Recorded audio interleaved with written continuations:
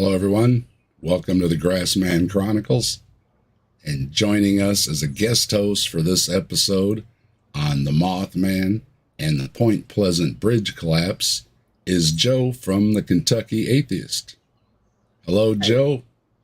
Hey, Dave, and hey, everyone else that's watching. How you doing, man? Great to have you with us at the Grassman Chronicles. Joe is our man on the ground, so to speak, for this episode. He lives in the area and has been to the Point Pleasant area, so he's going to be our expert for this episode. So we appreciate him joining us and giving us his insight as well.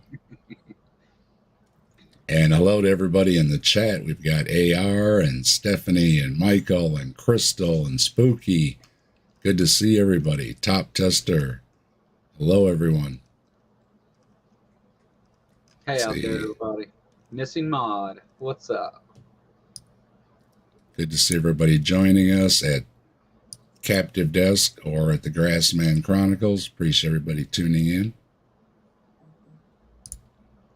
All right, so I'd like to welcome all the new subscribers too. I had a bunch of new subscribers in the last month, so welcome all the new subscribers. Hope you enjoy your adventure here at the Grassman Chronicles and at the Captive Desk. And if you're ready to go, I've got a little story, and we're going to read this off, and then we'll discuss it when I'm done. So everybody get comfy. And here we go with the Point Pleasant Bridge collapse and the Mothman. All right. And tilting windmill. Hello. Okay, here we go. In the annals of American folklore, few tales captivate the imagination quite like that of the Mothman. The story for one area begins in the summer of 1966 in the quaint town of Point Pleasant, West Virginia, where residents were about to encounter a phenomenon surrounding a disaster that would forever alter their reality. On December 15th, 1967, the Silver Bridge connecting Point Pleasant, West Virginia with Gallipolis and Canaga, Ohio, collapsed into the freezing Ohio River during rush hour, killing 46 people and injuring at least 8 people. The bridge's collapse was traced to a small, unseen defect in one of the eye bars that supported the bridge. The eye bar eventually cracked and began to corrode, and about 5 p.m., it failed, setting off a series of other failures that caused the bridge to collapse. The bridge had only one chain on each side of the span, while many other eye bar bridges of the time had several chains on either side. Chains means the eye bar link system that was used. The Silver Bridge was the first bridge in the country to use an eye bar link suspension system, which was proposed as a cheaper alternative to traditional wire cables and chain link anchors. However, there were questions about how much weight the system could reliably hold, so the bridge's designers claimed to compensate for potential weaknesses with heat-treated carbon steel, which they said was the strongest steel ever made. Before the Silver Bridge failed on the evening of December 15, 1967, there was no national standard for bridge inspection. The Silver Bridge collapse on the Ohio River at Point Pleasant did compel the government to adopt national bridge inspection standards. All bridges are inspected every 2 years, and those with issues found are inspected more often, and/or determinations are made to repair or replace worn or damaged parts of the bridges. Investigations into the cause of the collapse revealed structural deficiencies and design flaws, but the connection to the Mothman sightings and other paranormal phenomena could not be ignored. Some speculated that the Mothman and the UFO sightings were somehow linked to the disaster, serving as ominous warnings of the impending tragedy. Prior to the bridge collapse, reports emerged of strange sightings. A winged figure with glowing red eyes, lurking in the shadows of the night. Descriptions of the creature varied, with some describing it as a towering humanoid with massive wings, while others likened it to a giant moth or bird. Yet, amidst the discrepancies in its appearance, one aspect remained consistent. A palpable sense of unease and foreboding hung in the air. The Mothman is described as a humanoid with large wings and glowing red eyes. It has become a legendary figure in American folklore, with its most famous sightings occurring in Point Pleasant, West Virginia, between November 1966 and December 1967. The first widely reported sightings of the Mothman occurred on November 15, 1966, when two young couples, Roger and Linda Scarberry and Steve and Mary Mallett, drove through the TNT area, a former World War II munitions site. They claimed to have seen a large gray creature with glowing red eyes and a 10-foot wingspan. The creature, initially spotted near an old power plant, began to follow their car, flying at incredible speeds despite their attempts to escape. Linda Scarberry described it as a flying man with 10-foot wings. The TNT area, with its abandoned buildings and dense forest, became a focal point for Mothman sightings. Many locals reported eerie encounters, often describing a sense of dread or being watched. The creature was frequently seen around the rusting remains of the munitions factories, adding an eerie backdrop to these already terrifying sightings. Numerous witnesses reported the Mothman chasing their vehicles at high speeds, seemingly toying with them. One notable incident... You know what? I forgot to put up my slides.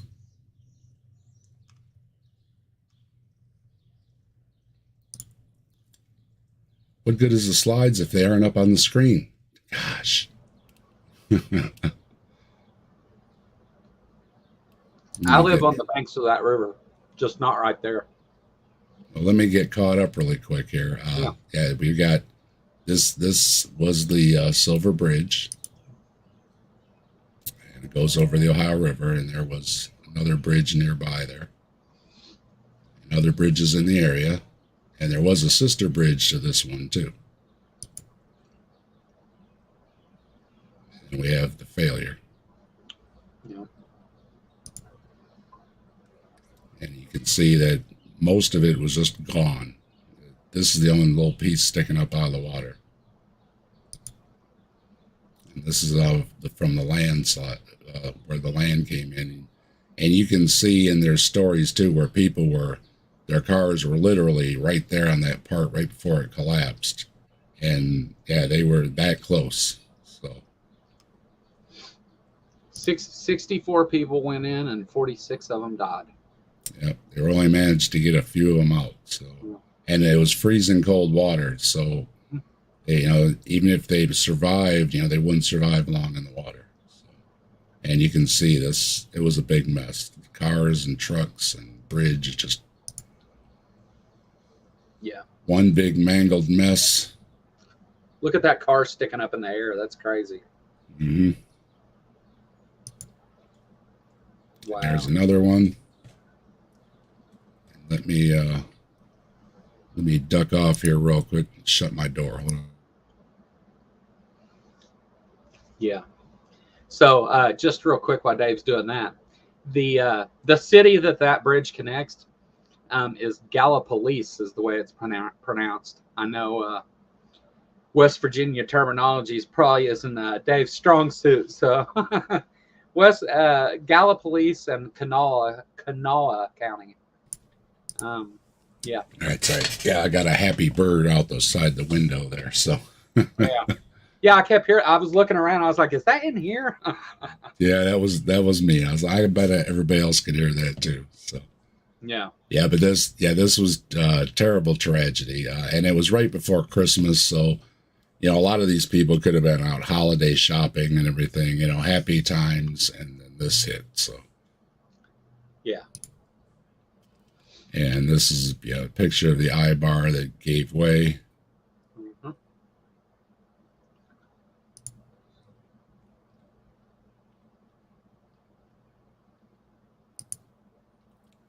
And we can revisit these after the at the end here. This is, you can see there's obvious damage in this picture, and when the one went, it all went. Yeah. You can see the damage being inspected here. This is how it looked. You know, they interconnect these eye bars, and it allows everything to flex and move, but there was little to no way to inspect to see, you know, how it was doing, you know. It looks like a giant rivet, and it's put together the way a knife works. You know. Well, it's like a Rector set, you know. Yeah, like that. Yeah. And here's you can see it close up. Yeah, it's like an erector set or like a bicycle chain, you know, where you put all the links together. That's exactly how the. Have you seen the? I've got one somewhere. The keychains though, that all your keys fold down into. That's how they're put together. That's exactly how they're put together. And it's one of these things where it relies on everything, you know, working together. Yeah. For its structure. So the problem is when you have one failure, it all falls apart because it relies on everything. It works great when everything's brand new and everything, but inside these where they couldn't see, it was corroding in there, and they found that there was areas where the water could pool from the rain and everything, and it just sat in there and rusted for like, what was it, 40 years. And to add to it, it was very, very cold out that day, which makes the metal very brittle on top of it. So it added all these things, and it all culminated at this point. Yeah. Yeah, that's the thing. When you harden steel, it becomes more brittle. And when it's not hardened, it's more flexible and soft. So they did make it stronger by hardening it, but they also made it more brittle in the process. And they did find evidence of the meteorological fracturing in it or whatever and stuff from the process, and it was stronger, but not it didn't give. So, and here's some more diagrams so you get an idea of how it looked and how it worked. Original pictures and everything of it. And then here's the model they put together to show, you know, how it was and where the eye bar was that gave way. There's a little museum in town, I guess, where you can go and see all this stuff. Yeah. And then we get to our Mothman sightings, which catches me up to my story here. Sorry, I forgot about the slides. I put so much work into the slideshow. And then I forget to even put it up on the screen. But we're caught up now. So then you got Mothman sightings. This is one of the famous photos. If you know anything about the Mothman, you've probably seen this photo. This is one of the more famous ones. And you have one here where the Mothman supposedly is flying up above the bridge. I put an arrow on there in case you didn't see what they're talking about. Here's another one from an ad. Now, again, this could be a tabloid or something, you know, so take it for that, right? Yeah. But here's another, supposedly something on top of the bridge. And then we're getting into, people's descriptions and their drawings from the times. You have different descriptions of the Mothman.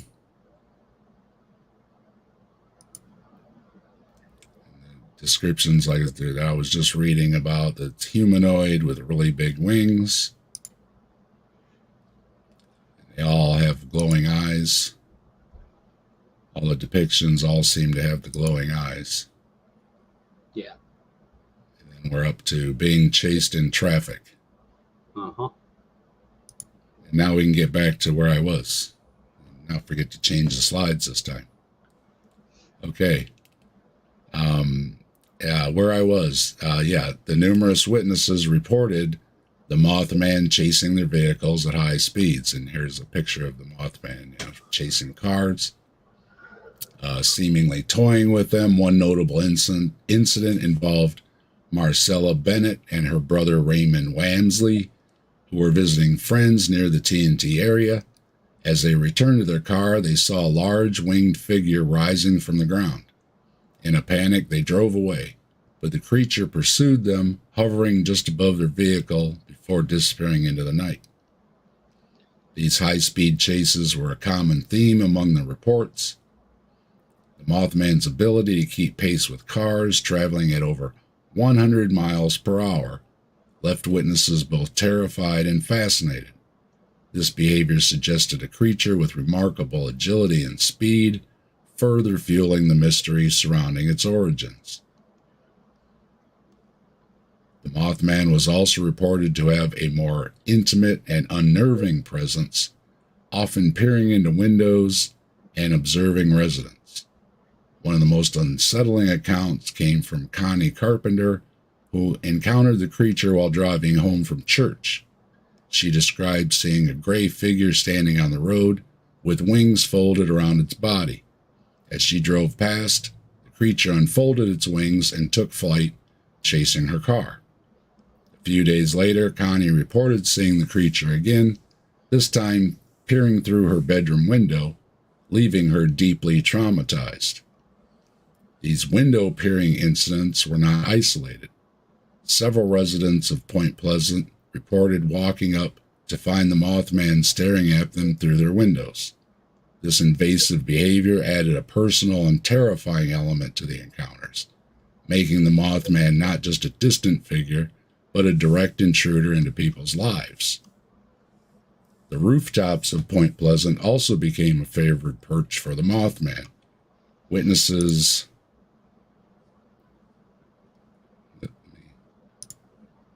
clicked it off. Sorry about that.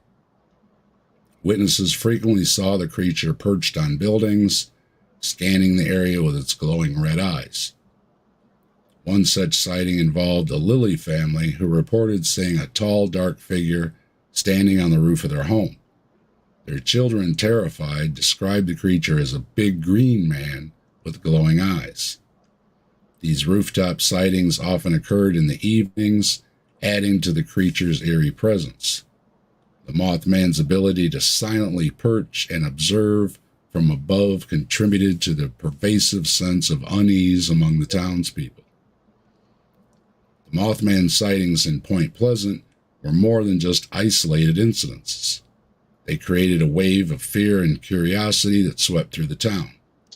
Over 100 witnesses came forward with their stories, each adding to the rich tapestry of encounters that defined the Mothman legend.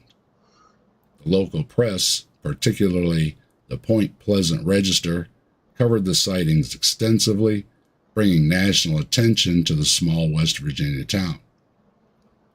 As word of the sightings spread, the legend of the Mothman took root, weaving its way into the fabric of Point Pleasant's history.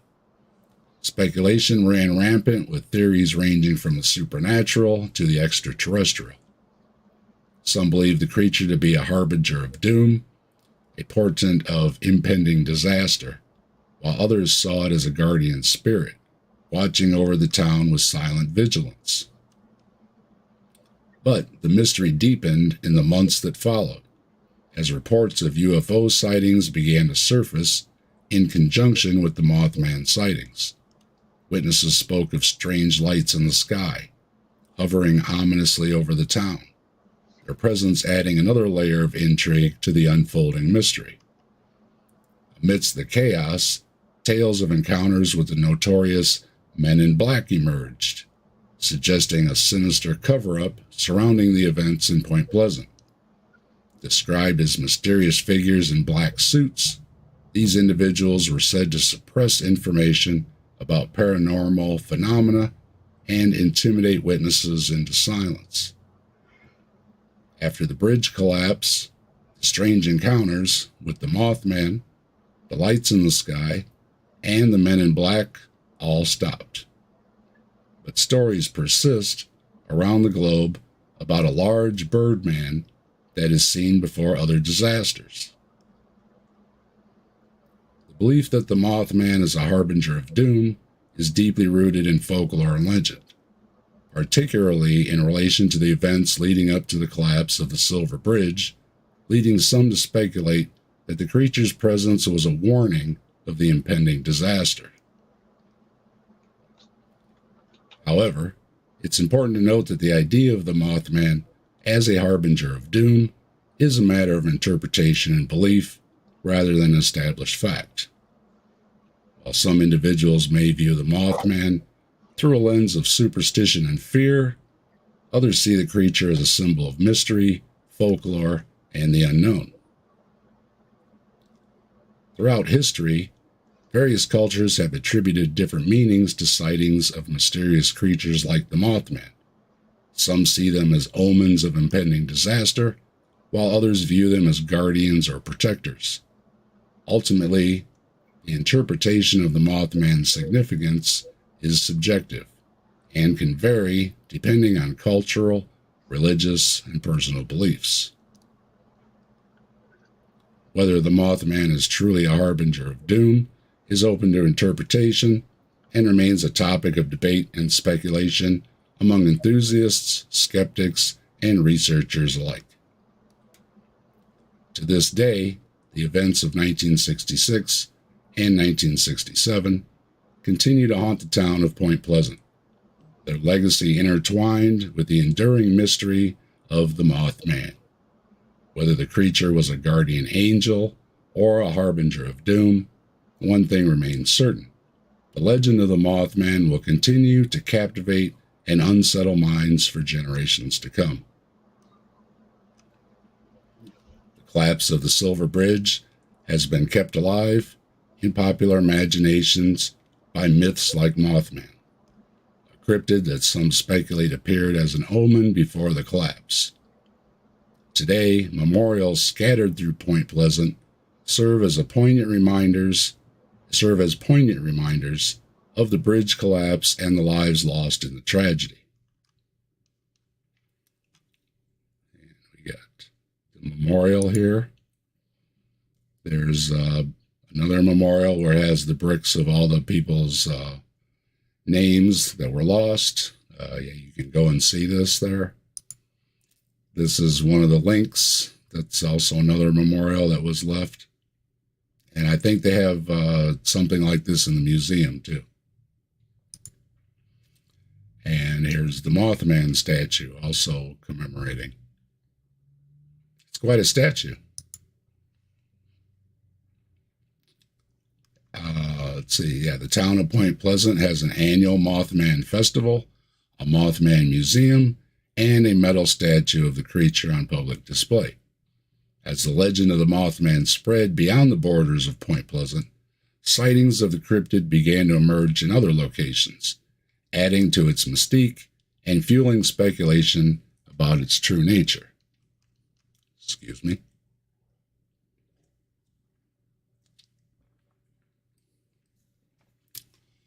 In the years that followed the collapse of the Silver Bridge, sightings of the Mothman continued to be reported in various locations throughout the United States. From the swamps of Louisiana to the forests of Oregon, stories emerged of encounters with a mysterious winged creature that bore a striking resemblance to the legendary cryptid of Point Pleasant. Each sighting added a new layer of complexity to the Mothman legend, blurring the line between fact and fiction and deepening the sense of unease that surrounded the enigmatic creature. Whether it was a supernatural entity, a misidentified animal, or something else entirely, the Mothman remained a tantalizing mystery that defied easy explanation. Despite the chilling nature of these sightings, some experts have proposed more grounded explanations for the phenomenon. Ornithologists and wildlife experts suggest that many Mothman sightings could be attributed to the barred owl, a large bird native to the region. The barred owl has distinctive reflective eyes that glow red when illuminated at night, and its wingspan can appear formidable in low light. Its flight is also eerily silent, which could account for the unsettling experiences reported by witnesses. In other words, it snuck up on them and it scared them, right? And then it becomes bigger than life because they didn't hear it or anything, right? So that would scare you. Wildlife biologists point out that barred owls are known for their nocturnal habits and their tendency to roost in trees and other high places, which aligns with many of the reported Mothman sightings. The owl's nocturnal activity and imposing silhouette, especially when seen in unexpected contexts, could easily be misinterpreted as something more sinister. While the barred owl theory offers a plausible explanation for many of the Mothman encounters, it does little to quell the enduring fascination with the legend.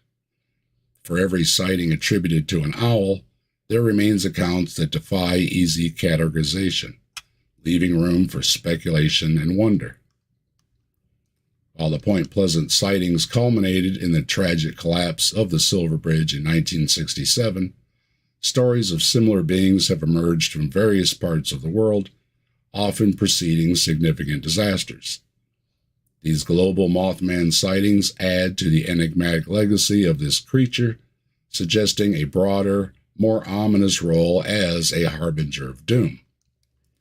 And I've got a few examples. One of the most chilling international Mothman encounters occurred before the catastrophic Chernobyl nuclear disaster in 1986. Workers at the Chernobyl nuclear power plant and residents of Pripyat, excuse my Russian, reported seeing a large winged creature with piercing red eyes around the plant. Dubbed the Black Bird of Chernobyl, this creature was allegedly seen flying over the reactor on several occasions leading up to the explosion on April 26, 1986. Witnesses also reported receiving ominous phone calls and experiencing terrifying dreams, eerily similar to the accounts from Point Pleasant. In 1978, in Freiburg, Germany, a group of miners encountered a dark winged figure standing at the entrance of a mine. This entity, later referred to as the Freiburg Shrieker, emitted a loud, horrifying screech that drove the miners away. Shortly after the sighting, the mine collapsed, saving the miners from certain death. This incident, though less publicized, bears striking similarities to other Mothman sightings, reinforcing the creature's reputation as a portent of disaster. Just before the devastating earthquake that struck Mexico City on September 1985, reports surfaced of a Mothman-like figure seen in the sky. Witnesses described a dark-winged creature with glowing eyes flying over the city. The earthquake, which measured 8.1 on the Richter scale, caused widespread destruction and loss of life. Though these sightings were not extensively documented, the accounts that do exist contribute to the narrative of the Mothman as an omen of impending calamity. In the months leading up to the catastrophic earthquake and tsunami that struck Japan in March 2011, followed by the Fukushima nuclear disaster, there were several reports of a Mothman-like creature in the region. Eyewitnesses described seeing a large black figure with wings and red eyes near the Fukushima plant. This figure, seen both before and after the disaster, was eerily similar to the descriptions from other global sightings, further solidifying the Mothman's association with tragic events. before the devastating earthquake that hit Chile on February 27, 2010. Several residents of Santiago reported seeing a strange winged creature in the weeks leading up to the disaster. These sightings described a being resembling the Mothman, with large wings and glowing red eyes, flying over the city. The earthquake, which registered a magnitude of 8.8, caused extensive damage and loss of life, adding Santiago to the list of places marked by the ominous presence of the enigmatic entity. Whether seen as a supernatural warning, a psychological phenomenon, or a series of coincidental sightings, the Mothman continues to capture the human imagination. The global reports of this creature appearing before disasters adds a layer of mystery and fear, reminding us of the fragility of life and the enduring power of myth in the modern world. As long as disasters occur, it seems likely the legend of the Mothman will continue to thrive, a dark-winged specter on the fringes of our understanding. And I wanted to get back to a few more pictures. This is the new bridge over Point Pleasant. It's a nice bridge, and hopefully it'll stand strong for many years to come. And here's another angle of it. You can see this is the area that Joe was mentioning, where the rivers come together. And yeah, that's it's a farming area, so there's not a lot of population. And what is just in the little areas right near the bridge. So. And we have the Mothman is everywhere. And we will show a couple more of these pictures here to wrap things up, because I have to mention a few other things related to it. And then Joe and I can talk about it.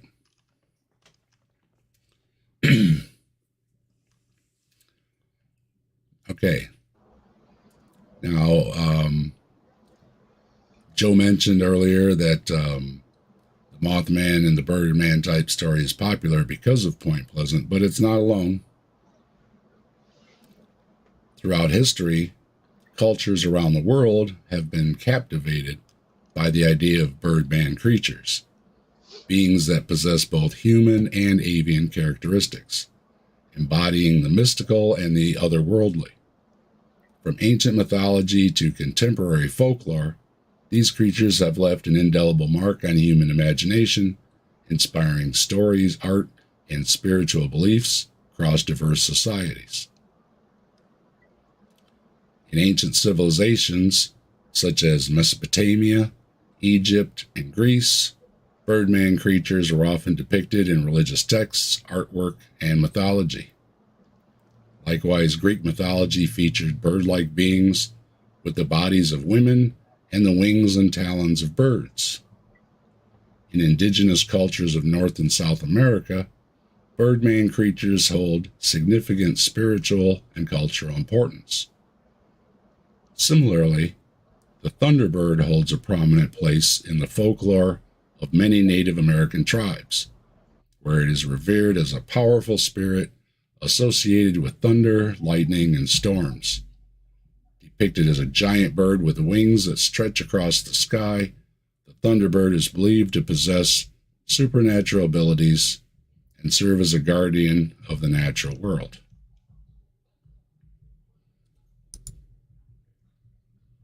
This photo's for Bree. I hope you enjoy this one, Bree.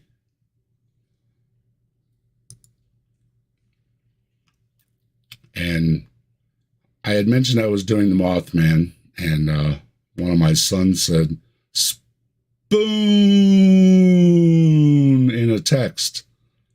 And I said, "Oh, you can't have a Mothman story without including Arthur, right?" So we got Arthur in there, all right?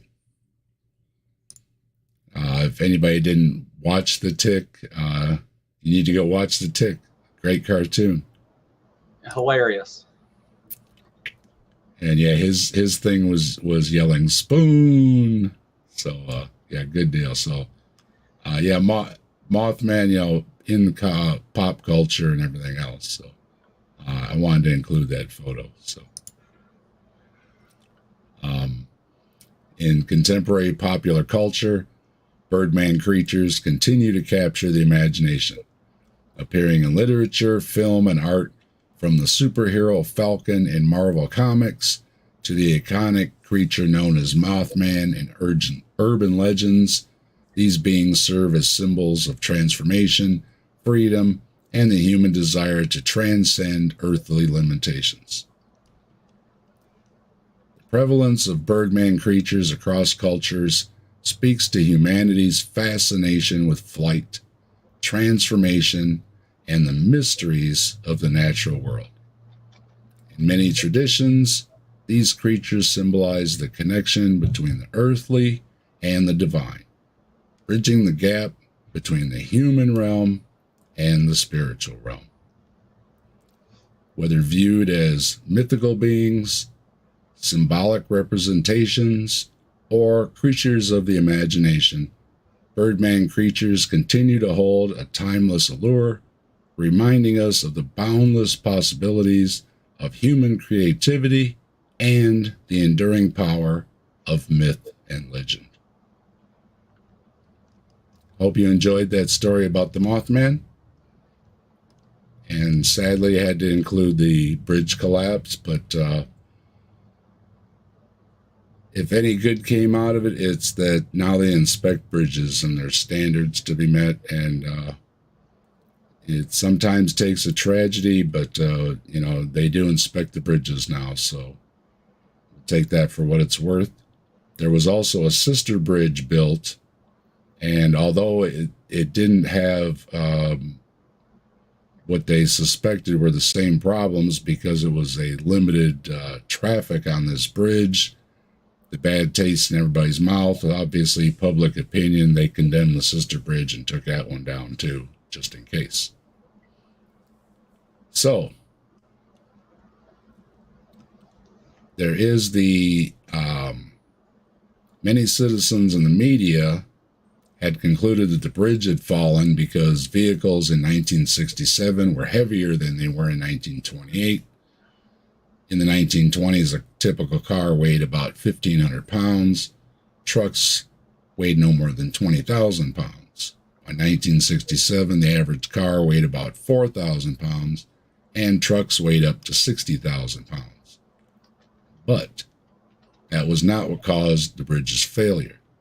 The vast majority of the weight supported by a long span bridge that is that of the bridge itself. As such, the increase in live load was relatively insignificant. Despite increased vehicle weights and truck traffic, the Silver Bridge was, on December 15, 1967, carrying only 41% of its design live load, and had carried much greater loads prior to that. So, the myth of it was just too much weight for the bridge isn't true, as we were looking at the photos, and I will back these up so we can look at them, Joe.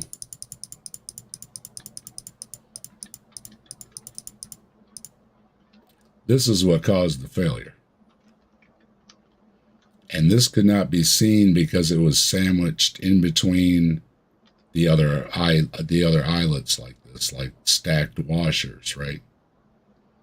So, yeah. What do you got to say, Joe? Well, first of all, Point Pleasant is a tiny place, and if you're driving through West Virginia, you would completely miss it. They are famous for the Mothman, and they do now get tons of tourists and visitors that come to the museum and see the statue and want to see the new bridge and the stuff, the pieces of the old bridge that they've preserved. So yeah, it's a really neat thing. I've talked to several of the locals from Point Pleasant, And most of them, like that I've talked to anyway, of course they know the Mothman story and things, but they there's a myriad of explanations of what happened and stuff. And this thing with the bridge, they were told that for the way they built it, that it was too much stress on these eye bars.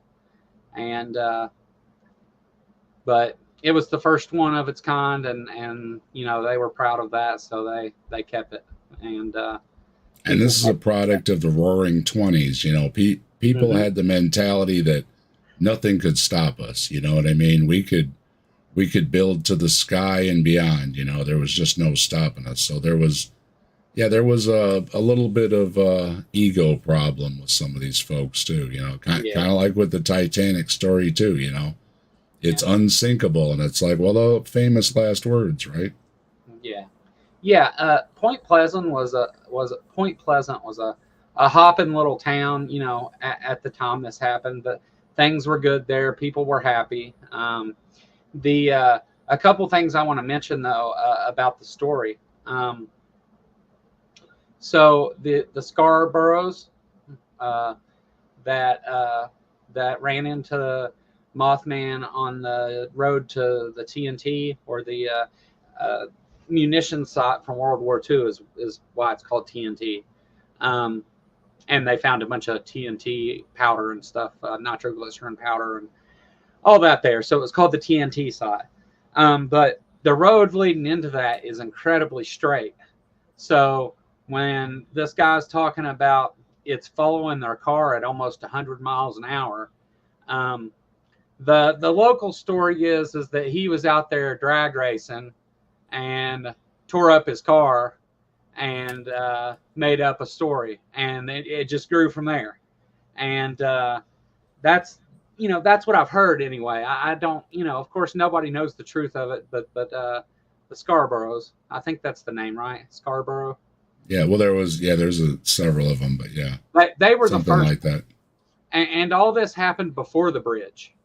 It was the months leading up to the bridge that the Mothman was sighted and all that. And then right before the bridge collapsed, and then after the bridge collapsed, it kind of stopped because people were not thinking about that anymore. They were mourning this huge disaster that happened with the bridge. Scarberry. Scarberry, yeah, that's it. Scarberry's the name, yeah. Yeah, but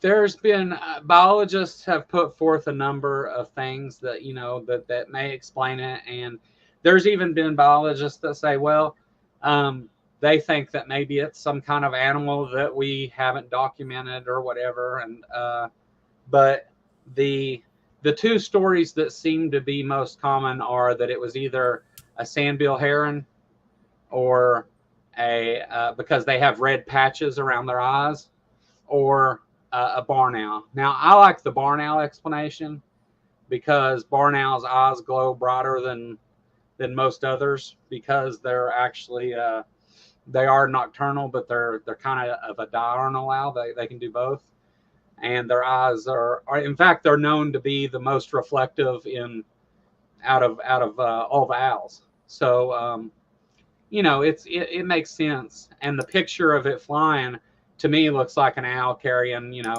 a snake or something out of the river. But that's everybody's entitled to their own opinion about it, I guess. But it definitely put Point Pleasant on the map, and it's a neat little town. If you're in West Virginia, check it out. It's the towns around it are kind of neat too. Clendenin and Gallipolis and all those places. They're it's a neat little area, and it's small town America for sure. It's you're looking at a city with less than 5,000 people, and but they have sometimes the tourists that come there outnumber the residents. So it's a big deal there, and it gives them a little tourism money and helps them out. So I think it's harmless, but I have to look at it through a skeptical lens. That's kind of my thing, you know. So If you're in the area, like I say, you can stop by one of these memorials and pay your respects, and get your picture by the Mothman statue there. now, That'd now see, Point Pleasant was be famous neat. for another place for a while. Hillbilly Hot Dogs is the name of the place, and they were Yeah, known. you've spoken about that before. Tell everybody about the hillbilly hot dogs real quick. So Hillbilly Hot Dogs was on Man vs. Food at one time. They had a 2-pound hot dog all dressed up that he ate, and the restaurant is actually inside of like old school buses stacked together, and there's booths and everything, and I mean it's everything hillbilly about it. But I mean the food was really really really good, but it kind of for a while was more famous, but it shut down during the pandemic. So no more of that. But Point Pleasant's just a cool place, and it's but again, it's on this big straight road, and if you're not careful, you'll drive right past it. It's not much there, but the Mothman stuff. But Hillbilly Hot Dogs was cool. That'd be a great pit stop. Yeah, it's one of those. I want to say hi to AR stopping through and Star Song. And I think I said hi to Tilting Windmill. Hello, everybody. And thanks for, not sure what was being discussed there in the chat, but thanks for handling that, Crystal and everybody. If somebody wants to discuss some other topics, feel free. But that's not what we're talking about here, okay? So, yeah, we're here to talk about the Mothman. So, if like talk about the Mothman, join the conversation. If you'd like to have a different conversation, that's not what we're talking about right now, okay? kick rocks. Appreciate. We keep the chat on the Mothman, okay? Appreciate it. I'm imagining a giant bologna slab in the deli. Yeah, it's for hot dogs, because hot dogs are kind of a iffy, food. But Hillbilly Hot Dogs, it was all beef hot dogs, and they were still hot dogs though, but they had a neat spin on it. They had all different kinds you could get with all different kinds of toppings and stuff, and it was a cool place. It really was. It was a lot of fun. I should have brought my pictures and showed everybody the pictures from Hillbilly Hot Dogs, because I've got tons of pictures of the place. But that bridge right there looks just like the bridge in my hometown. And if you follow that river, going from the silver colored bridge to the green colored bridge, and you keep, oh no, that's the other river. If you go past the green bridge where that barge is, that takes you to right straight to where I live. Okay. Right down the road from it. And like I say, I love the edition. I love this. I love this picture. Yeah. Okay, there's a few other things. While you're talking about a myth, you brought up the Chief Cornstalk Curse. Why don't you tell us what do you know about the Chief Cornstalk Curse? So the story goes that back in, I think it was 1774 is the year. It was just before America became a nation, and they were fighting with the Indians, and there was a battle. And Chief Cornstalk was the I always mess up and call him Corn Cob. I'm trying hard not to, but Chief Cornstalk was the chief of this particular group of Indians. I want to say they were Navajos, but I don't remember. And they so whenever the Indians were captured and they were putting Chief Cornstalk to death, he apparently put a curse on the town of Point Pleasant and said that, they would suffer catastrophic things, and that, the people would die and all this other stuff. And so a lot of people attributed the Mothman to being part of the Cornstalk curse. But there was a historian that went to Point Pleasant and done some digging, and it seems the first mention in history of this cornstalk curse is actually from a children's play done years and years ago.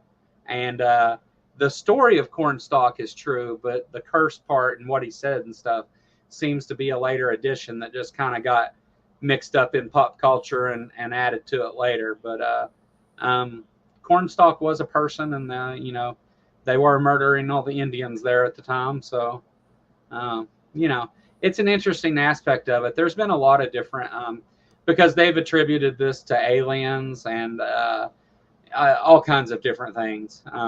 Well, speaking of all kind of different things, the TNT area we've been talking about was actually a munitions factory and depot and everything. It was covert, mostly was underground during World War II, you know, for good reasons, right? You don't want the enemy to know where they're making all this stuff. But the thing is, one of the ideas was that this plant was leaking into the water. And I looked it up, and indeed, this area is a Superfund site. It became a Superfund site in 1983, and as of 2009, it was still being cleaned up and decontaminated.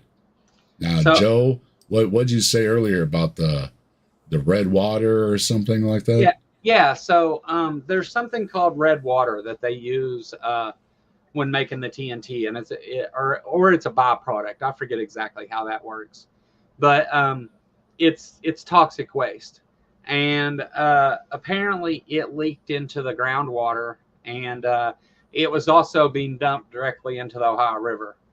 They found a drain that came out 2 feet away from the river, so there's been a lot of toxic waste and stuff. And there was even put forth that it may be a mutated animal or something that people were seeing. That doesn't seem really likely, but it's a possibility. The TNT site, though, was, you know, one of the things that led to this becoming a big story is when the Scarberries first mentioned that they had seen this monster out towards the TNT site, and people started talking about it. And you talked about the men in black coming and the government coming in. Well, the government shut off this area and wouldn't let anybody go down that road to the TNT site anymore.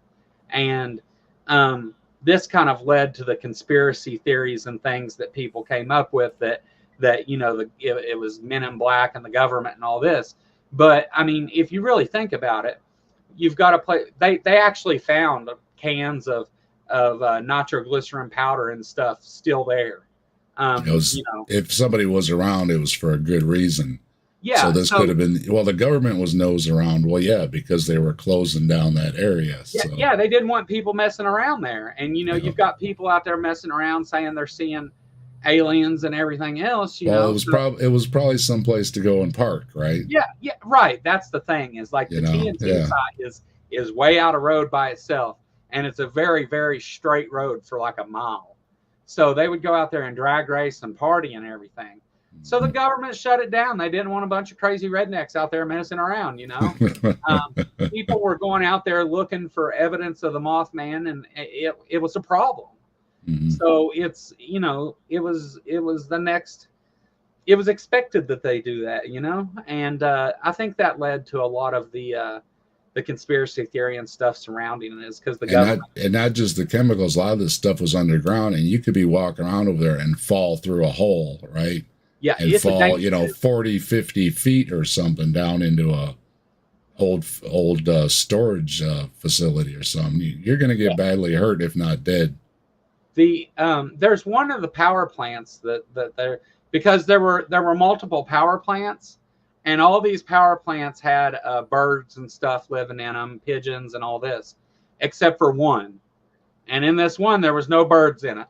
So they said that's where Mothman was, and the birds, you know, knew not to go there or whatever, even though he was a bird or whatever, you know. But that was kind of the story, and there's still one of those standing, and you can go visit it. You can go to the TNT site now, but there is, they are cleaning. They supposedly they drained all the groundwater out there, and they've cleaned it all up, and but it was a big deal, the red water leaking into the groundwater and stuff. It caused a lot of problems. And but, speaking of, one of the contradictions then I wanted to mention was some of the reports are of loud flapping wings. Yeah. And other ones, like I said earlier about sneaking up on somebody, they didn't hear any wings at all. And like that owl, it doesn't make noise. That's part of its stealth on, catching its prey. So there is that big contradiction there of whether it's silent or if it's really loud and flapping. So well, that even, was. Sorry. No, even among the people who were supposed to be documented eyewitnesses of the Mothman, some said that it had a round head. Some said that its head was, you've seen some of those where it was like just a hump on top of its body. Some said it didn't have a head at all, just eyes sticking out of its chest. And there was, there's a lot of conflicting stories there. And I get it was at night and people didn't get a great look at it. But, you have to, some say it's like that. Some said that one. Yeah. That looks like an owl right there, actually. And this one's more human-like. Yeah. And if you've seen the movies Jeepers Creepers, that's what it's based on, is the Mothman story. And the book, The Mothman Prophecies. Here's one with no head, like you were saying. Yeah. More like a bug, yeah. Yeah. The Mothman Prophecies is an excellent book. I recommend reading it. But it's not, it's not exactly related to Mothman. I mean, it tells that story, but there's a lot of other stuff in there. But it's I forget who wrote that, but is that Keel? Is that the one that Keel wrote? Yeah, Keel wrote it. But Point Pleasant is again a small, poor town in West Virginia, and it's a really interesting place if you're ever going through the state. I recommend stopping and checking out the museum and stuff. It's a really interesting story that just happens to have an unfortunate ending. But that I've also got a big group of stuff here too that all seems to kind of tie in and maybe have an explanation. Are the UFO sightings, the lights in the sky?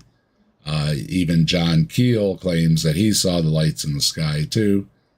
That the National Guard and the state police were involved. That men in black were showing up telling people to keep quiet. And if we want to look for a realistic answer, like we were saying, it could have just been that they were out there. There could have been military out there hauling stuff away with a helicopter. You could have federal agents running around seeing what people, knew, or if anybody was nosing around out there. Yeah. And maybe they were telling them, stay out of that area. You can get hurt or something like that.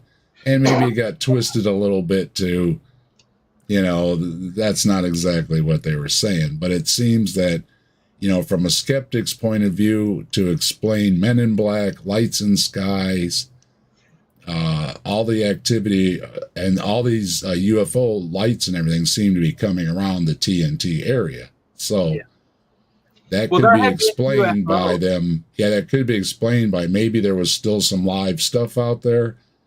They recovered it and then they set it up as a super fund to clean up the mess afterwards. What do you think? Yeah. That seems likely to me. And as for the Men in Black thing, because there's this claim that Men in Black went around town telling everybody not to talk about it, not to say anything, and all this stuff. But none of them ever quit saying anything. They continued to talk about it, and they were probably asking them, does the water tingle when you drink it? Exactly. I think it was more of that thing. There were government workers there looking around town to see how bad the exposure was. Mm-hmm. And all of that makes sense and seems to be a more likely story. That, it was a made up story, or somebody hit an owl while driving down the road and it scared them and they thought it was something else. Um, as for the one lady that said she seen it while driving on the road, on the side of the road or whatever, her story has changed over the years, because she says she drove by it. Then she says she was driving and all of a sudden the car slid sideways and they could see it standing beside where they were wrecking. So it was like there to prophesize the wreck or whatever. And then there's one, she says it jumps on the car and looks at her, and so there's also mass hysteria, which seems to be a good explanation as well, because people were talking about the Mothman before the bridge collapse, but it wasn't until after the bridge collapse that this became a bigger thing.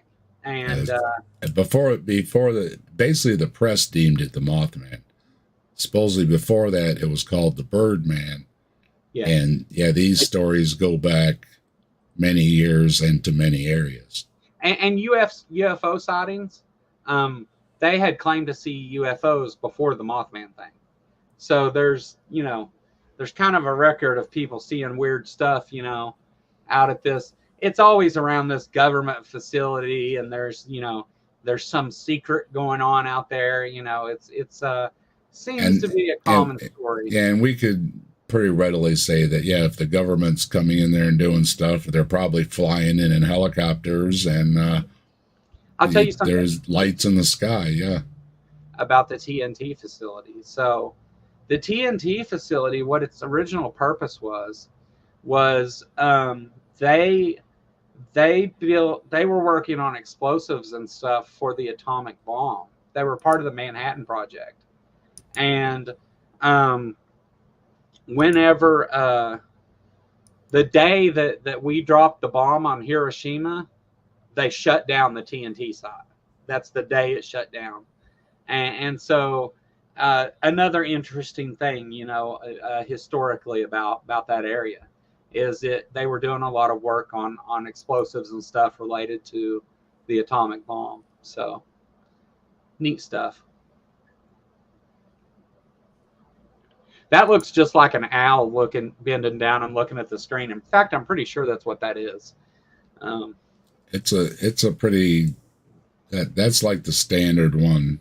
Yeah. Yeah. Looks just like a barn owl. Now, I'm looking through my notes here. Then, of course, there's the superstition that it was pin 13, so that's why the bridge failed. And, well, every bridge has a pin 13, okay? They number them 1, 2, 3, 4, 5, okay? If you've got enough pins, you're going to have a pin 13, 13, okay? Or a 13, 13, 13. So, yeah. And then as far as, we covered, could it be a crane? Could it be an owl? Again, when you're surprised, and especially if it isn't native to the area, any animal can seem bigger than life. So, yeah, I would agree with the ornithologist that a lot of these things, especially in the dark, with the glowing eyes, an owl sneaking up on you silently, not loudly.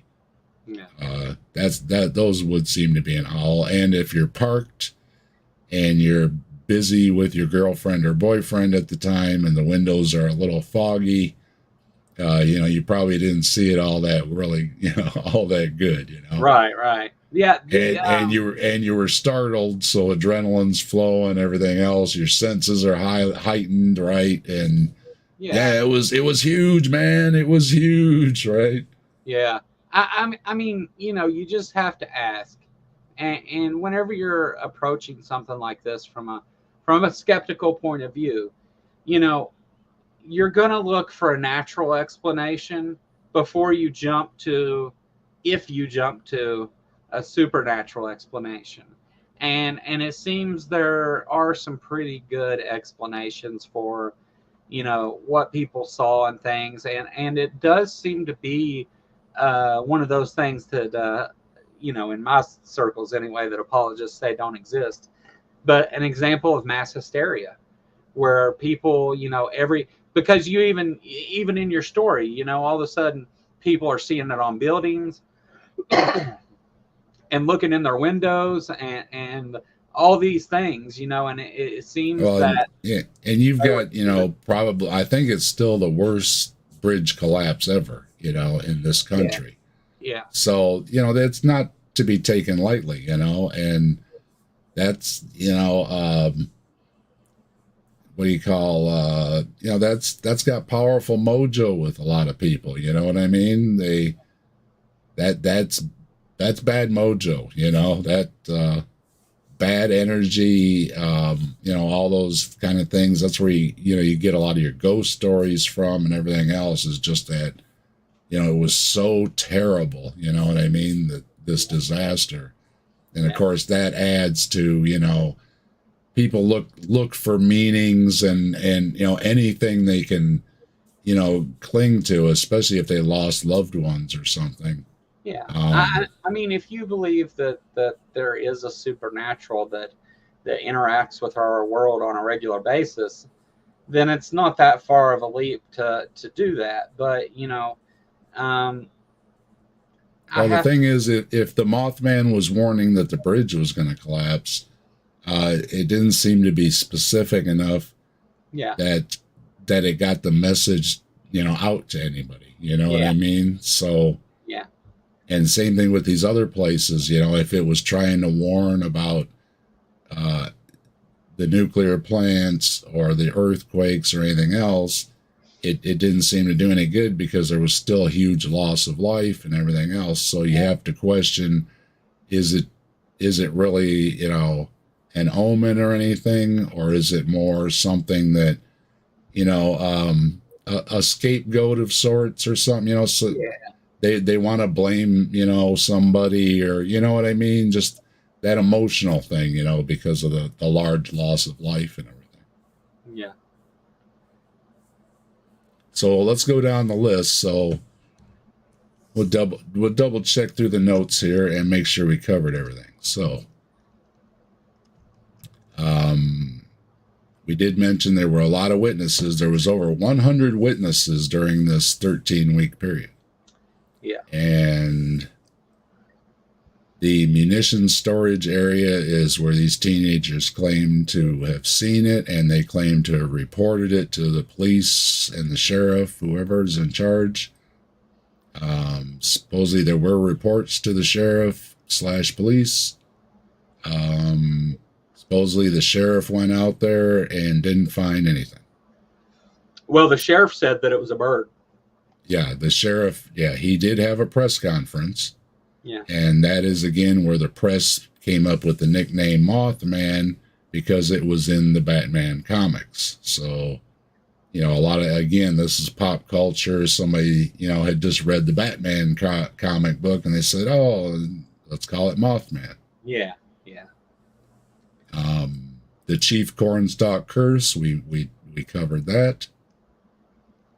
The TNT area, again, it is a former covert munitions production and storage area. And like Joe was mentioning, the things when they're going into making the bomb. If you've seen the movie that was just out, Oppenheimer. Thank you, Oppenheimer. Yeah, you see how the government had everybody working together in places all over the place. So yeah, that wouldn't surprise me at all that they were included. It was leaking. Did it mutate birds in the area? Maybe. It could have killed them too. I mean, this nasty stuff going into the water is not a good thing, right? Is it the source of this bird that they were seeing? I don't know. I don't think it was. I mean, if a bird was drinking that stuff, it probably wasn't flying around or doing much anything, right? It's probably in bad shape. Yeah. But it is indeed a super fund. I looked it up. It is indeed a super fund. And How they're doing, I don't know. The last, like I say, this was as of 2009. They were still cleaning it up. So hopefully they got it cleaned up by now. Yeah. My understanding is it's they think it's cleaned up anyway. Yeah, and yeah, the book They take people out there now, so. Okay. The book and the movie, both, there's Mothman Prophecies, and yeah, the author of that is John Keel. You want to go check those out, just like it's spelled, Keel, Keel, John Keel. Okay. One other thing I did want to mention, and this is one of the things I forgot that ties it all into. Maybe they were asking people what's going on. Is lots of the sightings reported irritated eyes, red eyes. People mentioning the different problems with their eyes burning and itching. And again, maybe there was some, maybe there was a chemical leak. Maybe there was chemicals and it was burning their eyes. And it seems to be, this seems to tie back into it a little bit, where maybe somebody's asking around, hey, are your eyes burning? Right? So I seem to see a lot of these things in Joe too, that they're connected with the TNT area. And that seems to explain a lot of it. And indeed, they could have had government people out there if this stuff was leaking and they were trying not to, don't talk about it in the press, please. Right? Yeah. Yeah. Keep it quiet. Yeah. Yeah. As far as John Keel saying he saw lights in the sky, again, if the military was in there flying in and out, he could have very well saw lights. Well, some people described it as looking like a helicopter. And well, yeah, because there was different descriptions of the shape of it, but they all had the patterns of lights on them. And as most people know, aircraft have a pattern of lights that flash, so that we know they're aircraft, right? So it seems to be tying in again. They're aircraft. Yeah, I think the TNT area might be a big source of more myth and story out of this than the Mothman. So. Yeah. And so, yeah, again, the Men in the Black, I think there could have very well been Men in Black because of the Superfund problem. And a lot of these people are still living, still telling. Well, there's got to be not too many, but no, there's still some of them. Yeah, we got, what is it, 50? Well, it's almost 60 years because it's about as old as I am. So, yeah, if you were 20 years old then, you're about 80 years old now. So yeah. And then, in Ireland, speaking of omens and warnings, you do have the Banshee stories where the Banshee shows up and supposedly before something bad's going to happen. Yeah. So there are other related cryptids and myths associated with beings that show up to warn people. One of the interesting things is, though, there was no more lights, no more Mothman, no more nothing, right after the bridge collapsed. Yeah. So. Yeah, once everybody was focused on, the tragedy at hand, it seems the mass hysteria about a cryptid running around town ended.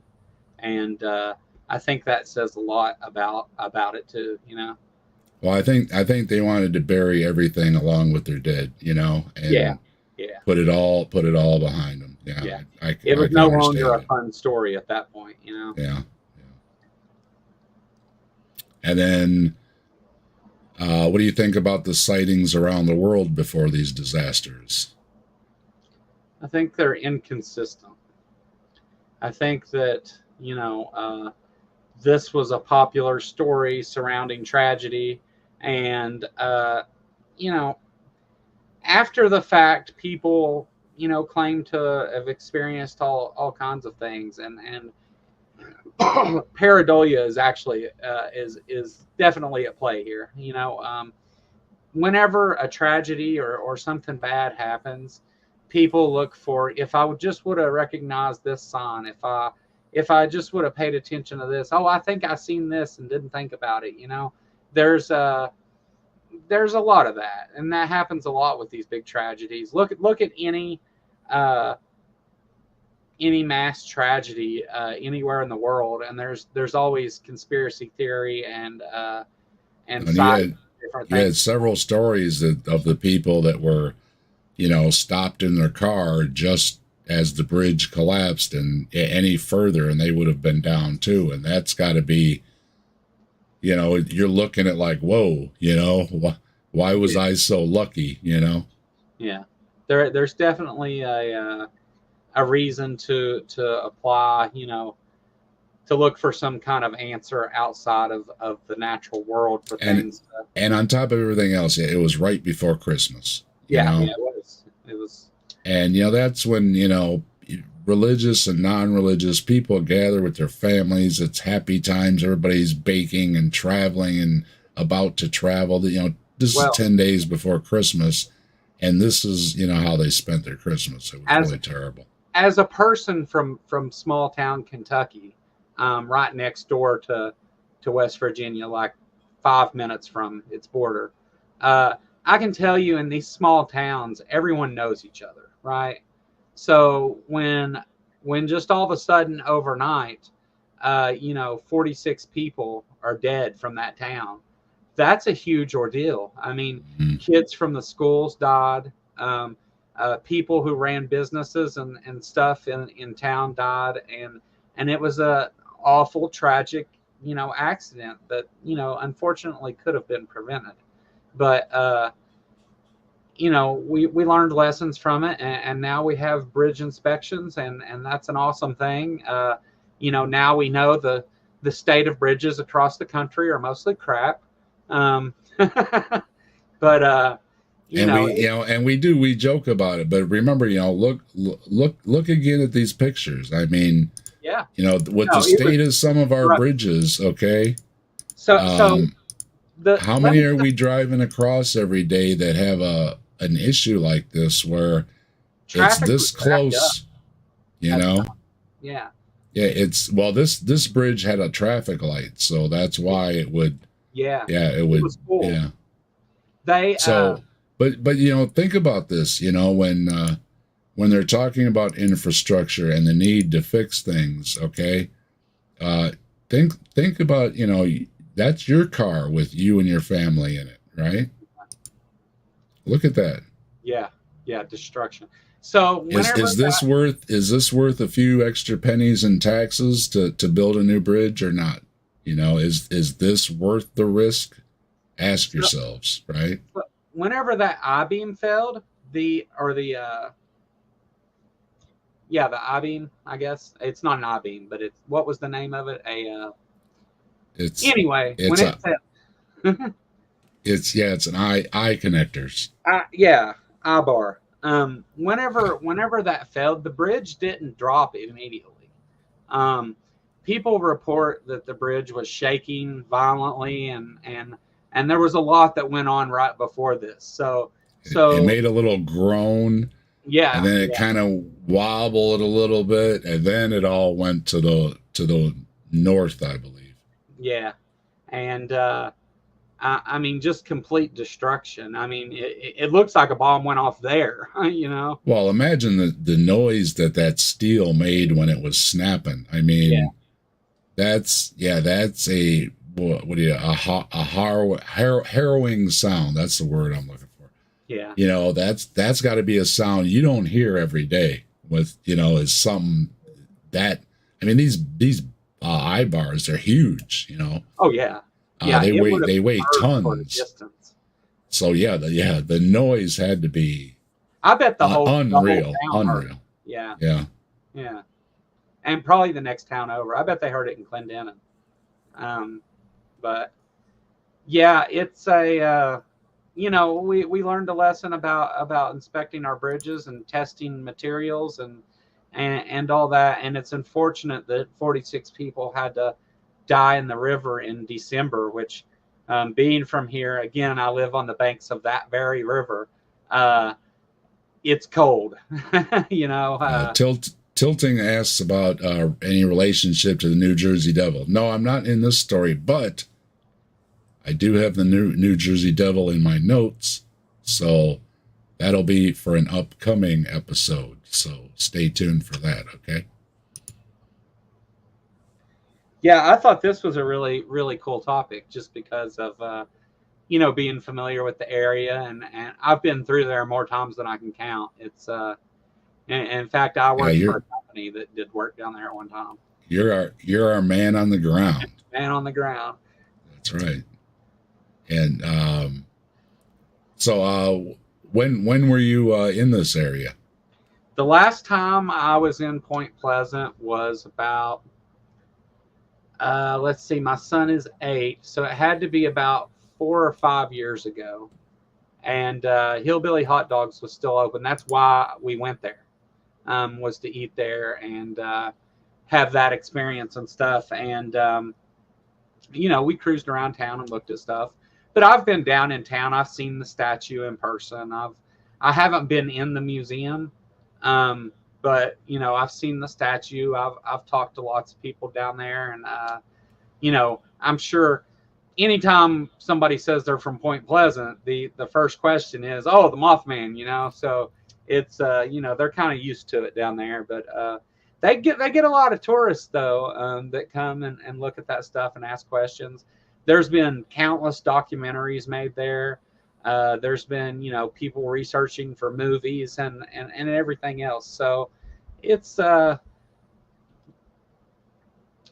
one of those things that they like put the bridge collapse is absolutely negative, in any light, but the Mothman itself, the people from there kind of take pride in talking about it when you discuss it with them. People from West Virginia are very, very friendly.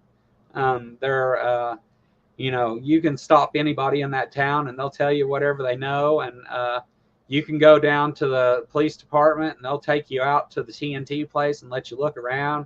They'll even let you go inside of the old power plants and stuff. It's a good adventure if you're somebody that's really into cryptids and looking for, to go take part in some of that stuff and really feel part of the story. It's a neat place, but it's also, let me warn you, it's in the heart of West Virginia. And if you're not familiar with West Virginia, it's a different kind of place. Call Joe. He'll show you around. I'm not allowed in West Virginia anymore. I got kicked out of that state permanently. I'm not allowed in it. For real. if you're in the area though, all the cryptid fans, it's definitely worth stopping in. I don't know if you can get a hot dog anymore, but you can definitely see the statue. And yeah, Mark, good to see you. Al, good to see you. Thanks for stopping by. And let me see. I think that's through my notes. Yeah. So it's an interesting place. Yeah. Just in some closing comments here, I'd like to say that, they're, once again, these areas that are contaminated are just terrible, and the harm on the environment, and then all the money to clean it up over so many years. It's just awful. Yeah. As to the bridge, there are other bridges, like I mentioned, the Three Sister Bridges in the Three Rivers area. They have the same type of eye connections, but they don't have just the one chain of eye bars. They have numerous ones. So if one would fail, the bridge doesn't fall. And these bridges are still used. They're heavily used. And there's plans on doing some work on them I don't know how many more decades in the future they plan on continuing to use them. I mentioned to Joe earlier, this reminds me of 9/11, where everything works great with these structures that, are designed to hold themselves together. But one weak link and it all comes down. And maybe it's a little better idea, instead of saving those few bucks, to build a little stronger with redundancy and everything, because how many times we've seen that when they don't, they fall down. So going forward, I hope, this will be taking into consideration a lot more. Build it a little stronger, put the redundancies in, and just tell folks, look, it's going to cost you a few extra bucks, but, pull up some of these photos of things that when they didn't spend the few extra bucks and how well they turned out, right? And as to the Mothman, what these people were seeing, who knows? We weren't there, right? It could be a bird.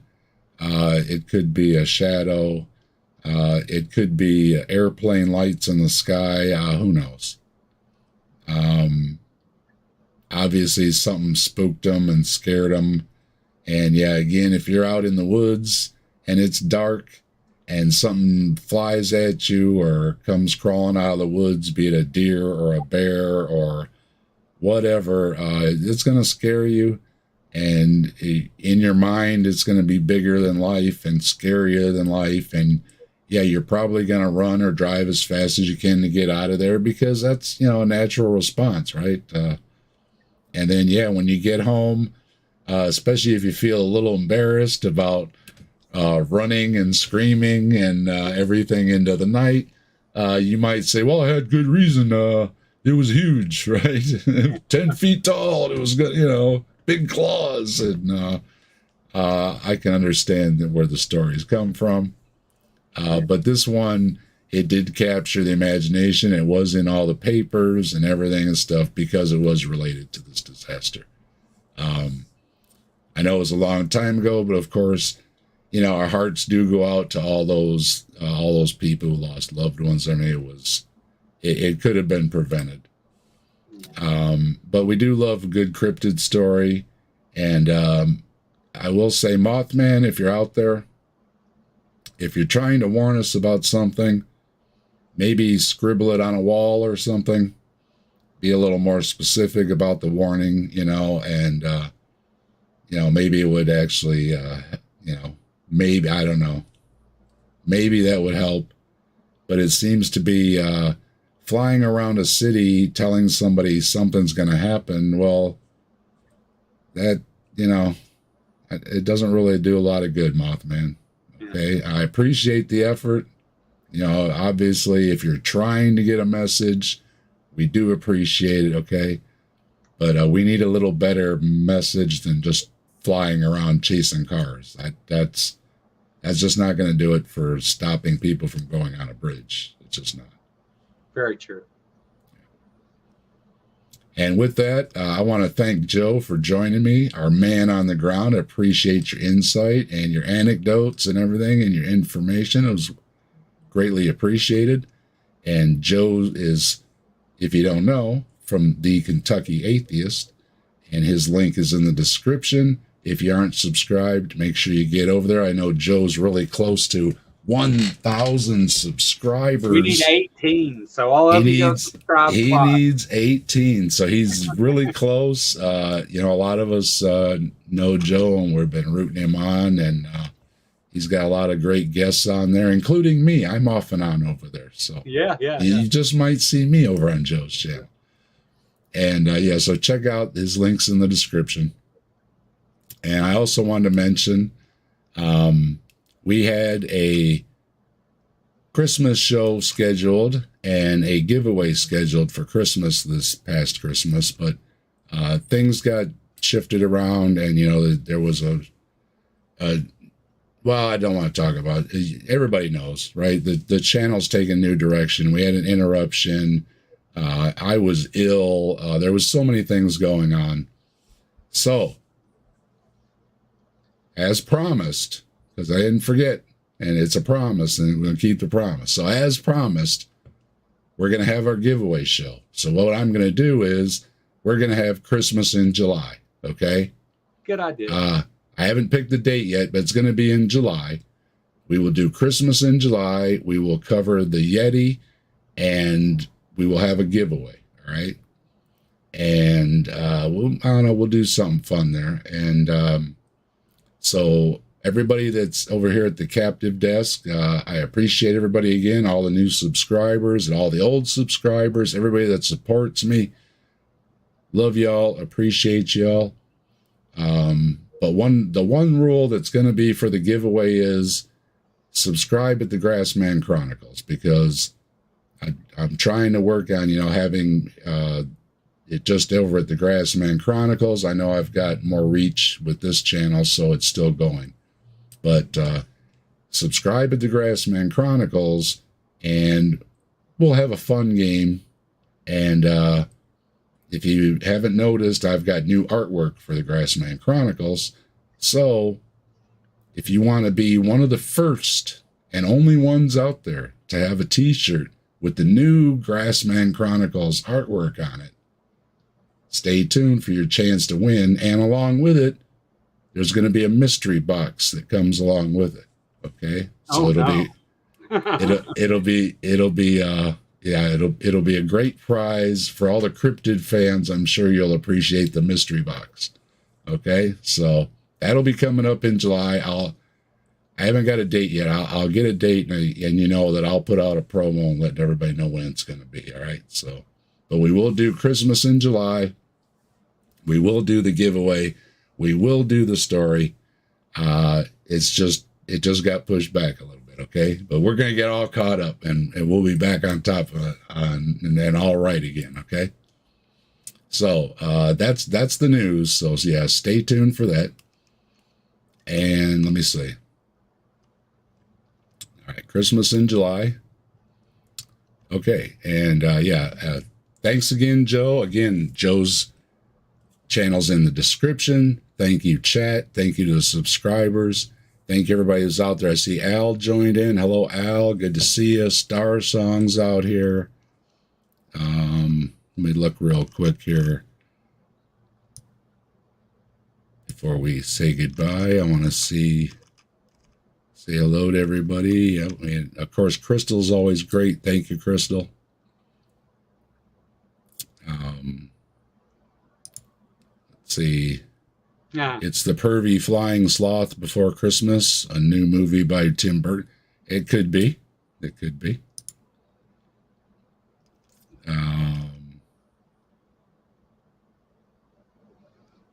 Let me see. Look through the comments here real quick.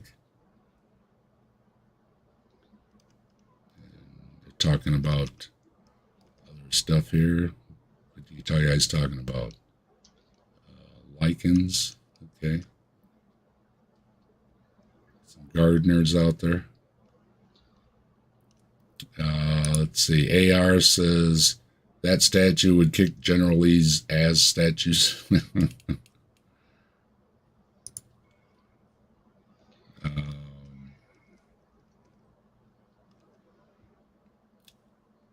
I'm surprised the scrappers haven't jacked that statue. Well, the Mothman's protecting the statue. See? So West Virginia's bad for that too.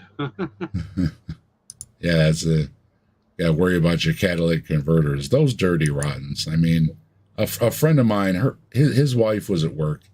She came out, at 5 o'clock, end of the day, ready to go home. She got in her car, scared the crap out of her because it was open exhaust. Because, they cut that thing off while she was at work. I mean,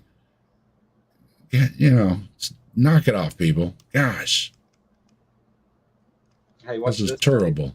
Watch this. Am I the Mothman? There you go.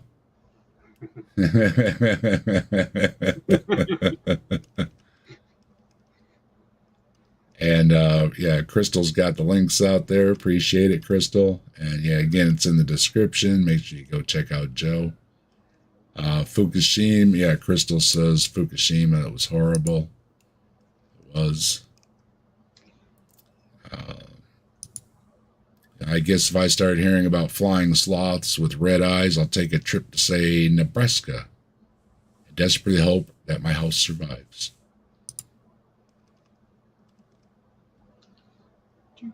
And Crystal says, 95% of the ocean is unexplored. So, maybe that's where the Mothman's at. Isn't that Just such haven't an found them. interesting fact. Yep. AR says, I've never seen Mothman and Jesus in the same room at the same time. Coincidence? Excellent point. I don't think so.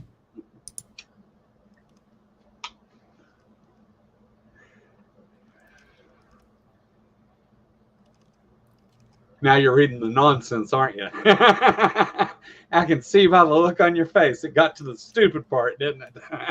No comment. No comment. Like I said, some folks got something to say, and it's all good. You got something to say, but that's not what we were talking about here. So it looks like Crystal and people took care of it, so no problem, right? There we go.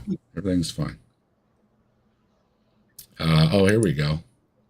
Every bridge now has a bug zapper to keep away Mothman, and is inspected to make sure it's plugged in.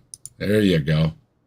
So you can blame the Mothman. It is too. There is the nefarious aspect that Mothman was up there like something on the wing, right? And it was ripping the wires out or something, right? So we've actually got a bridge here that is that bug zapper blue purple color, and at night it lights up the sky for miles and miles away, and it looks like a bug zapper when it comes on. Actually, it may be. AR likes the statue. It's pretty rad. That is an awesome statue. That is a nice statue. If I got the opportunity someday, I'd like to go get a picture of that. That'd be neat.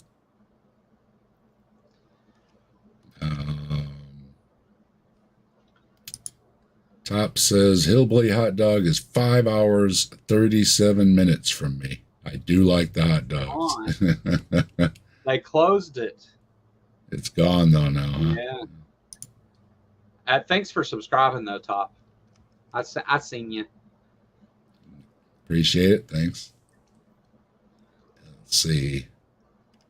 So you're getting through them here. Want to make sure. And yeah, hello everybody. If I didn't mention you, appreciate y'all stopping by. Appreciate all the comments. Lots of comments. Yeah. Top has you convinced to take a road trip. Maybe I'll go get a picture with the Mothman. Yeah. I'm sure there's some place there to eat, where you could get some local. There's all some kinds local of food. So yeah. And yeah, Mama stopping through. Hello, Mama. That's another person that's real close to 1,000. Yeah. And in fact, she's a few closer than I am. Or he, sorry. He's a few closer than I am. Yep. Go subscribe at Big Bad Mama too. Mama's real close to 1K. Let's help him out. You want a good laugh while you're at it? Check out his stuff. It's always good for a laugh. Mostly picking on our favorite Hawaiian shirt guy. So yeah. I wonder if he's the Mothman.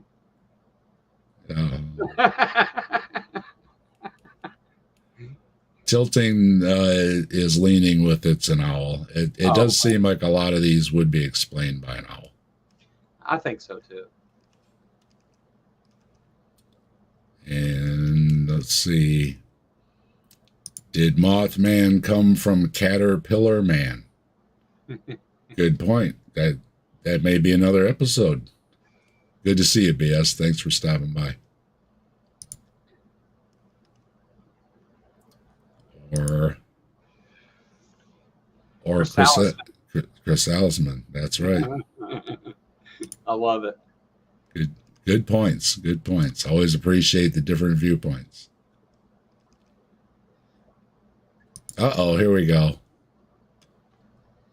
That's why Mothman stays at Motel 6. We'll leave the light on for you. That's the kind of thing that just might put the thumb on the scale for a t-shirt. That's a pretty good one, isn't it? That's a pretty good one, AR. Appreciate it. Appreciate it. Still hear that in Tom Baudette's voice. Yeah. We'll keep the light on for you. And Tilting asking about New Jersey Devil. Yeah, when I was looking up a bunch of this stuff, the New Jersey Devil kept coming up.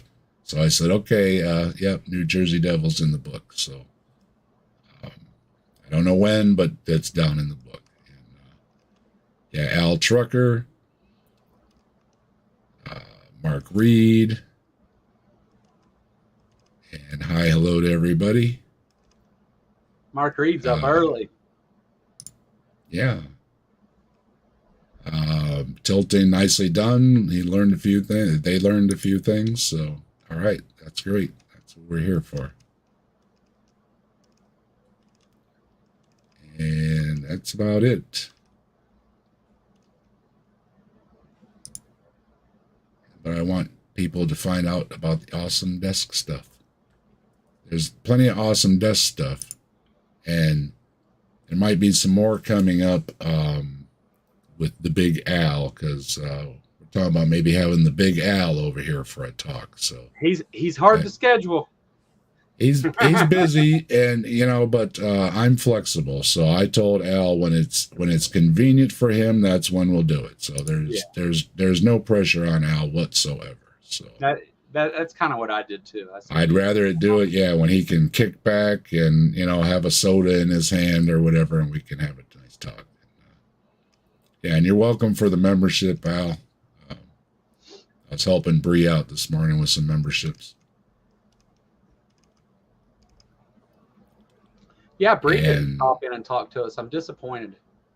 Yeah, well, she said evenings aren't always good for her. Sometimes she has a headache, and I get it. I was joking. Bree always has an open invite, though. She's been on here before, and I'm sure she'll be over here in the future. So she called me old.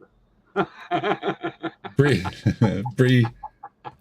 is a friend of the channel, and same thing with Trees. Trees has an open invite too. I just talked to him and I told him, if he isn't, yeah, but like right now, Trees is working, so I hope you're having a good night. But if he's got an open invite, if it works out that he's not working, so it's just hard. People got things to do, and so there's no ill will or bad feelings. People, got other stuff to do. So I literally came in from work and cleaned up just in time to set up and stuff to do this. I really wanted to talk about this because this is one of the few cryptids I can actually speak. I know a little bit from personal experience. So it went great. It was a great talk.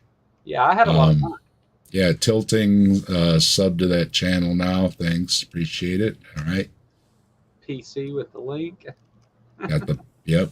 Crystal putting the link out there. AR is putting the links out there. Appreciate all the help. Good job. And that's through everything. And like I said, talking with Al. Again, no pressure on Al, but when it works out, we're gonna have a little talk with Al. We'll have a good time. So, and like I say, I don't want Al to be pressured or rushed or anything else. We want to have him kick back at home with his feet up, and we'll have a nice talk on that day or evening when it comes. So. I got a question, Dave. Yep.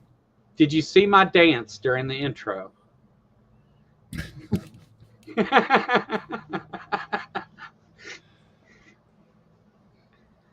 You're dancing and I'm singing. What's the world coming to? I couldn't see you, but I knew you could see me. When I told Joe before we started here, I said, I'm setting things up and I'm jamming, because usually before I do a stream, the way I get my voice worked up and my face all loosened up, I put on a few tunes and I sing. So I'm kicking back here and I'm jamming and I'm singing and I'm setting up the stream. So that's what's going on here. Moments before we go live. So. All right, so I wanted to say one more thing while we're on the subject. Are you fascinated by ghost stories, cryptids, and the mysterious things that go bump in the night? Do you have spine-tingling tales to share with an eager audience? Join us on the Grassman Chronicles, where we explore the realms of the supernatural and delve into the unknown. We're inviting all brave souls to step forward and share their firsthand encounters with ghosts, cryptids, and otherworldly phenomena. If you've had an encounter with an apparition, a hair-raising run-in with a Bigfoot, or the unexplained, we want to hear from you.